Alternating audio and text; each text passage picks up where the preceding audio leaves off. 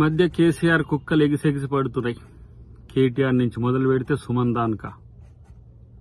కొంచెం ఆగుర్రా నాయన, ఎందుకు ఎగిసెగిసి పడతారు? మిమ్మల్ని ప్రజలు చెప్పులు తీసుకొని కొట్టినా ఇంకా మీకు బుద్ధి రాలే, ఇంకా రాదు కూడా. ఎందుకంటే ప్రజల్ని దోచుకునే దొంగలకు పరిపాలన ఏంటి, దానికి సంబంధించిన అంశాల్లో ఏ విధంగా ముందుకు పోవాలనేది కనీస ధర్మం తెలియక మీరు ఇలా రాజకీయంగా చచ్చిపోయింది. ఇక అది పట్టలేక ఒకడేమో 3 నెలలు ఉంటుంది అంటాడు, ఒకడేమో 6 నెలలు ఉంటుంది అంటాడు, ఒకడేమో ఎప్పుడు పోద్దో తెలియదు అంటాడు. ఇలా మీ కామెంట్స్కి రెచ్చిపోకపోవడం వెనుక ముఖ్యమంత్రి ఒక వ్యూహం ఏందో, ప్రజల ముందు మిమ్మల్ని ముద్దాయిలుగా పెట్టాలని చేస్తున్న ప్రయత్నం ఏందో మీకు అర్థం కావట్లే.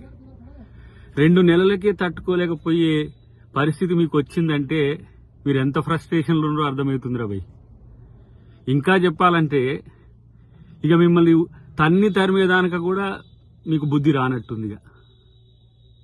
ఇలాంటి చిల్లరగాళ్ళు ఇవాళ ఈ రాష్ట్రానికి నాయకులైనరు.